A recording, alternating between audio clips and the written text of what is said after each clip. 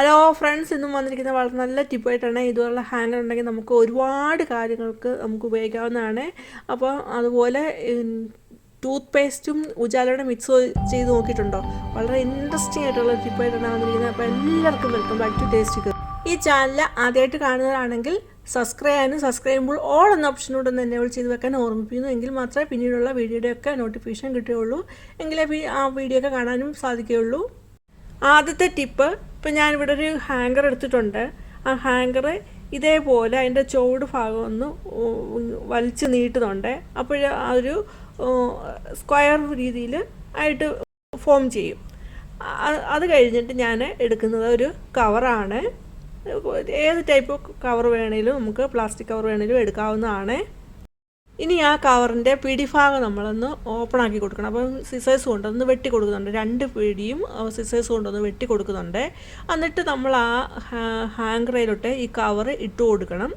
എന്നിട്ട് ഇതിൽ കാണുന്ന പോലെ ഹാങ്കർ ഉള്ളിൽ വരുത്ത രീതിയിൽ വെച്ച് കൊടുത്തിട്ട് അത് ആ ടോപ്പിൽ ആ ഹുക്ക് പോലുള്ള സൈഡിൽ ഒന്ന് കെട്ടി കൊടുക്കണം. അപ്പോഴവിടെ ഹോൾഡ് ചെയ്തിരുന്നോളൂ. ആ കവറ് അതിൽ ഹാങ്കറുമായിട്ട് ഹോൾഡ് ചെയ്തിരുന്നോളൂ. അതുപോലെ രണ്ട് സൈഡിലത്തെയും കൈ അതേപോലെ കെട്ടിക്കൊടുക്കുന്നുണ്ട്.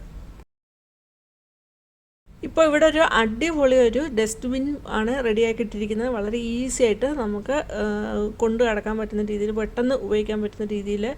നമുക്ക് മറ്റേ ഡസ്റ്റ്ബിന്നൊക്കെ ആണെങ്കിൽ അത് ഒക്കെ നമുക്ക് കഴുകാനൊക്കെ പോകണം. ഇതാണെങ്കിൽ അങ്ങനെയൊന്നും പ്രശ്നമില്ല.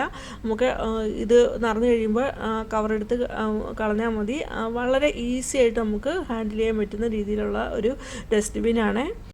അതേപോലെ കുട്ടികൾ പഠിക്കുന്ന സ്റ്റഡി ടേബിളിൻ്റെ അവിടെയൊക്കെ നമുക്ക് ഇതുപോലെ ഒന്ന് സെറ്റ് ചെയ്ത് വെക്കാവുന്നതാണ്. അപ്പോൾ അവർ പെൻസിലൊക്കെ വെട്ടിയിട്ടുള്ള വേസ്റ്റൊക്കെ ആണെങ്കിലും ഇതിലോട്ട് ഇട്ടോളും. അതുപോലെ പേപ്പറൊക്കെ അവർ കീറി ഒക്കെ ചെയ്യുമല്ലോ, അങ്ങനെയുള്ള വേണ്ടാത്ത പേപ്പറുകളൊക്കെ വേണമെങ്കിലും ഇതുപോലെ നമുക്ക് ഇട്ട് വെക്കാവുന്നതാണ്. കുട്ടികൾ പഠിക്കുന്ന സ്റ്റഡി ടേബിളിൻ്റെ അടുത്തായിട്ട് നമ്മൾ ഇതുപോലെ ഒന്ന് സെറ്റ് ചെയ്ത് വെച്ചാൽ മതി. അവരതിലോട്ട് ഇട്ടോളും. അപ്പം അവിടെയൊക്കെ നീറ്റായിട്ട് ഇരിക്കുകയും ചെയ്യും. ഹാങ്ങർ കൊണ്ടുള്ള അടുത്ത ഒരു ടിപ്പാണ്, മുമ്പേ എടുത്ത പോലെ തന്നെ ആ നടുഭാഗം ഒന്ന് പിടിച്ച് ഒന്ന് താഴോട്ട് ആക്കുന്നുണ്ട്. അപ്പോൾ ഒരു സ്ക്വയർ ഇതിലാണ് അത് വരുന്നത്. അത് കഴിഞ്ഞിട്ട് അതിൻ്റെ ആ ഒരു സൈഡിൽ മിഡിൽ ഭാഗത്ത് നമ്മൾ കൈ കൊണ്ട് ഇതുപോലൊന്ന് വളച്ചു കൊടുക്കണം. ഇതിൽ കാണിക്കുന്ന പോലെ ഒന്ന് വളച്ചു കൊടുക്കുക. അതേപോലെ അതിൻ്റെ ഓപ്പോസിറ്റ് സൈഡും ഒന്ന് വളച്ചു കൊടുക്കുന്നുണ്ട്. അപ്പോൾ ഒരു MW ആ രീതിയിൽ ആ ഷേപ്പിൽ ആ ഭാഗം കിട്ടും. ഹാങ്കറിൻ്റെ ആ ഏറ്റവും താഴെ ബേസായിട്ടുള്ള ആ ഭാഗം കിട്ടും. അത് കഴിഞ്ഞിട്ട് നമുക്കിത് എവിടെയെങ്കിലും തൂക്കിയിടാവുന്നതാണ്. അത് തൂക്കിയിട്ടിട്ട് നമുക്ക് പാത്രമൊക്കെ കഴിയുന്ന സമയത്ത് നമുക്ക് പാത്രമൊക്കെ കഴുകി കഴിഞ്ഞിട്ട് വെള്ളം ഊർന്നു പോകാനായിട്ട് നമുക്ക് ഇട്ട് കൊടുക്കാം. അതേപോലെ ഗ്ലാസ് ലിഡ്, പാത്രത്തിൻ്റെയൊക്കെ ഗ്ലാസ് ലിഡൊക്കെ വേണമെങ്കിൽ നമുക്ക് സേഫായിട്ട് എടുത്ത് വെക്കാവുന്നതാണ്. അതേപോലെ ഗ്ലാസ് ലിഡൊക്കെ ആണെങ്കിൽ നമുക്ക് കഴുകി കഴിഞ്ഞിട്ട് നമുക്ക് കൊണ്ട് തൂക്കിയിടാവുന്നതാണ്.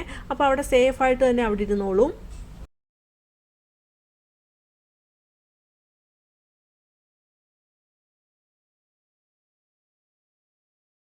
അടുത്തത് ഹാങ്കർ കൊണ്ടുള്ള ഒരു ടിപ്പ് തന്നെയാണ്. അപ്പോൾ ഹാങ്കർ ഞാനിവിടെ കാണിക്കുന്ന പോലെ തന്നെ വളച്ച് മേളിലോട്ടാണ് എടുക്കുന്നത്. രണ്ട് സൈഡും അതേപോലെ വളച്ചിട്ട് മേളിലോട്ട് എടുക്കുന്നുണ്ട്.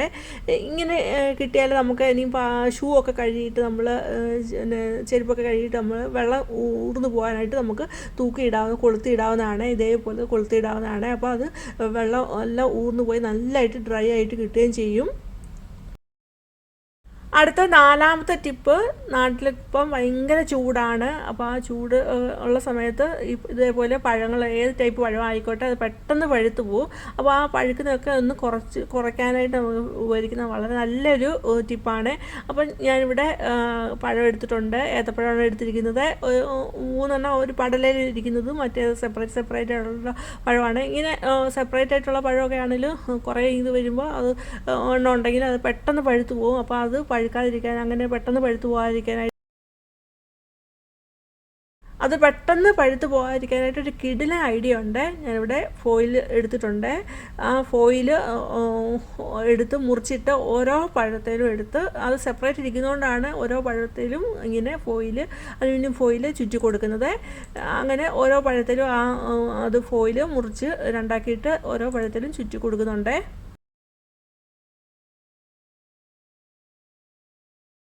ഇനി ഒരു പടലയായിട്ട് അങ്ങനെ ഇരിക്കുകയാണെങ്കിൽ അത് പടല പഴുത്ത് വരുന്നതനുസരിച്ചായിരിക്കും അത് പഴുത്ത് വരുള്ളൂ. എങ്കിലും നമുക്ക് അതിൻ്റെ ആ പെട്ടെന്ന് പഴുക്കുന്നതൊന്ന് കുറയ്ക്കാനായിട്ട് നമുക്ക് ഏത് ടൈപ്പ് പ്ലാസ്റ്റിക് കവറാണെങ്കിലും എടുക്കാവുന്നതാണ്. ഞാൻ ഇത് മേടിച്ചുകൊണ്ട് വന്ന കവറാണ് എടുക്കുന്നത്. ആ കവറ് അതിലോട്ടൊന്ന് ചുറ്റി കൊടുക്കുന്നുണ്ട്. ചുറ്റി കൊടുത്തിട്ട് ആ കവർ കൊണ്ട് തന്നെ ഒന്ന് കെട്ടി വെക്കുന്നുണ്ട്. അങ്ങനെ വെച്ചാൽ മതി. അത് കുറേ നാൾ ആ പഴുക്കുന്നത് ഒന്ന് സ്പീഡ് കുറച്ച് കുറേ നാളങ്ങനെ ആയിരിക്കും. ആ കവർ കൊണ്ട് തന്നെ അന്ന് കെട്ടി വെക്കുന്നുണ്ട്. അപ്പോൾ അങ്ങനെ കെട്ടി വെക്കുമ്പോൾ പഴം എല്ലാം കൂടെ ഒരുമിച്ച് പഴുക്കുന്നതൊന്ന് കുറയും. പെട്ടെന്ന് അതങ്ങ് പഴുത്ത് പോകില്ല ചൂട് കാരണം. അതൊക്കെ ഒന്ന് സ്പീഡ് കുറയും. അപ്പോൾ നമുക്ക് ആവശ്യത്തിനനുസരിച്ച് എടുക്കാം. ഓരോ ദിവസം നമ്മുടെ ആവശ്യത്തിനനുസരിച്ച് എടുക്കാവുന്നതാണ്. അല്ലെ പെട്ടെന്ന് ഒരുമിച്ച് എല്ലാം കൂടെ പഴുത്ത് വരുമ്പോൾ നമുക്ക് അത് പാടായിരിക്കും.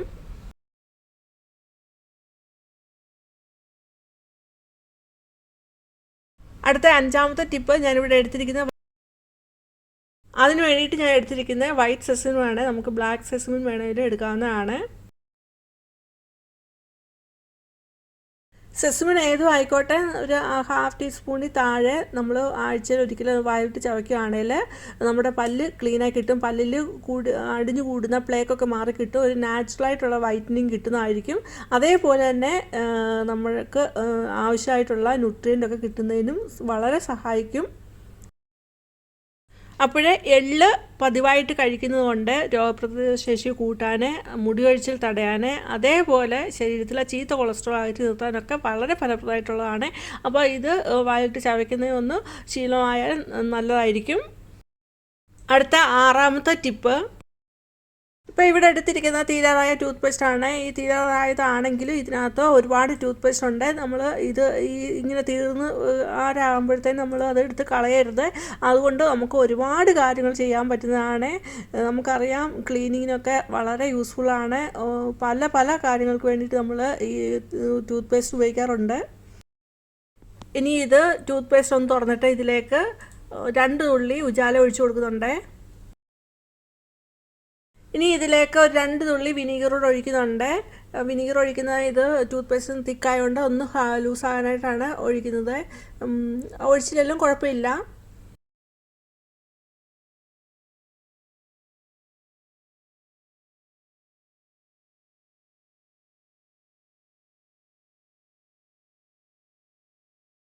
അതിലേക്കൊരു ചെറിയ നൂല് ഒന്ന് ചുറ്റി കൊടുക്കുന്നുണ്ട്. എന്നിട്ട് ക്യാപ്പ് വെച്ച് ക്ലോസ് ആക്കി കൊടുക്കുന്നു. അപ്പോൾ നമുക്കൊരു വള്ളി പോലെ ആ നൂല് കിട്ടും. ആ നൂലിൻ്റെ അങ്ങേയറ്റത്തായിട്ട് ഒരു ടൂത്ത് പിക്കും ഇട്ട് ഒന്ന് കെട്ടി കൊടുക്കുന്നുണ്ട്.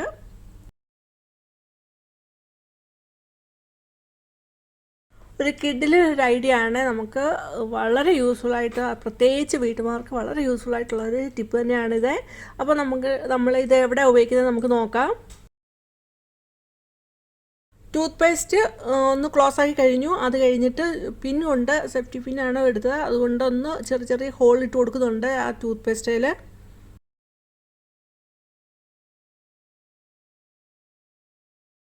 ടോയ്ലറ്റിൻ്റെ ഫ്ലഷ് ടാങ്ക് തുറക്കുന്നുണ്ട്. എന്നിട്ട് ഈ ടൂത്ത് പേസ്റ്റ് അതിലേക്ക് ഇട്ട് കൊടുക്കുന്നുണ്ട്. അപ്പോൾ ആ അറ്റത്ത് നമ്മൾ ടൂത്ത് പിക്ക് വെച്ചിരുന്നു. ആ ടൂത്ത് പിക്കാണെങ്കിൽ ആ ഫ്ലഷ് ടാങ്കിൻ്റെ ഒരു ചെറിയ ഹോളുണ്ട്, അതിൽ കൂടെ വെള്ളോട്ട് ഇടുന്നുണ്ട്. അപ്പോൾ നമുക്ക് ഇതിപ്പോൾ 2 ആഴ്ച കഴിയുമ്പോഴത്തേക്ക് ഇതിൻ്റെ ടൂത്ത് പേസ്റ്റ് എല്ലാം മെൽറ്റായി ആ വെള്ളത്തിലൂടെ അതങ്ങ് ഫ്ലഷ് ചെയ്ത് പോകും. അപ്പോൾ നമുക്കത് ടൂത്ത് പേസ്റ്റ് എടുത്ത് പൊക്കി കളയാനായിട്ട് വളരെ എളുപ്പമായിരിക്കും. അതുകൊണ്ടാണ് ആ നൂല് കെട്ടിയിരിക്കുന്നത്. ഇനി ഫ്ലഷ് ടാങ്ക് ഒന്ന് ഫ്ലഷ് ചെയ്ത് നോക്കാം. ഞാൻ ഫ്ലഷ് ചെയ്യുന്നത് ഒരു 10-15 മിനിറ്റ് കഴിഞ്ഞ് ടൂത്ത് പേസ്റ്റ് ഇട്ട് കൊടുത്ത് ഒരു 10-15 മിനിറ്റ് കഴിഞ്ഞിട്ടാണ് ഫ്ലഷ് ചെയ്യുന്നത്. അപ്പോൾ ഫ്ലഷ് ചെയ്യുമ്പോൾ ആ ജാലയും ടൂത്ത് പേസ്റ്റും എല്ലാം കൂടെ മിക്സായിട്ട് നമുക്ക് കാണാവുന്നതാണ് ആ വെള്ളത്തിലൂടെ ഫ്ലഷ് ചെയ്യുന്ന വെള്ളത്തിൽ വന്നിരിക്കുന്നത്. അപ്പോൾ നമ്മൾ 2 ആഴ്ച കൂടുമ്പോൾ ഒരു ഡീപ്പ് ക്ലീനിങ് അതിൻ്റെ ഇടയ്ക്ക് നമുക്ക് സമയമില്ല തുറക്കും. അതുപോലെ നമുക്ക് എന്തെങ്കിലും ഒരു വയ്യാതെ വരുമ്പോഴൊക്കെ നമുക്ക് എപ്പോഴും ടോയ്ലറ്റ് ക്ലീനാക്കി വെക്കണമെന്നില്ല. അതേപോലെ ജോലിക്ക് പോകുന്നവർക്കൊക്കെ വളരെ ഉപകാരപ്പെട്ട ഒരു ടിപ്പ് തന്നെയാണ്. അപ്പോൾ ഇങ്ങനെ ചെയ്യുകയാണെങ്കിൽ നമുക്ക് ആഴ്ചയിൽ അല്ലെങ്കിൽ 2 ആഴ്ച കൂടുമ്പോൾ ഉള്ള നല്ലൊരു ഡീപ്പ് ക്ലീനിങ് മതി. അപ്പോൾ അതിൻ്റെ ഇടയ്ക്ക് നമുക്ക് ഈ രീതിയിൽ നമ്മുടെ ടോയ്ലറ്റ് ക്ലീനായി എപ്പോഴും ഫ്രഷ് ആയിട്ട് തന്നെ ഇരിക്കും. ഈ ടിപ്സ് എല്ലാം എല്ലാവർക്കും ഇഷ്ടമായെന്ന് കരുതുന്നു. ഇഷ്ടമെങ്കിൽ ലൈക്ക് ചെയ്യുക. അതേപോലെ നിങ്ങളുടെ ഫാമിലിക്കും ഫ്രണ്ട്സിനും ഒന്ന് ഷെയർ ചെയ്ത് കൊടുക്കുക. നിങ്ങളുടെ വിലയേറിയ കമൻറ്റ് രേഖപ്പെടുത്താൻ മറന്നു പോകരുത്. അതുപോലെ ആദ്യമായിട്ട് കാണുന്നവർ സബ്സ്ക്രൈബ് ഓൾ എന്ന ഓപ്ഷനോട് ഒന്ന് എനേബിൾ ചെയ്ത് വെക്കുക. എങ്കിലേ പിന്നീടുള്ള വീഡിയോയുടെയൊക്കെ നോട്ടിഫിക്കേഷൻ കിട്ടുകയുള്ളൂ. ഇനിയും വേറൊരു വീഡിയോ ആയിട്ട് വരുന്നിടം വരെയും ബൈ. Thanks for watching.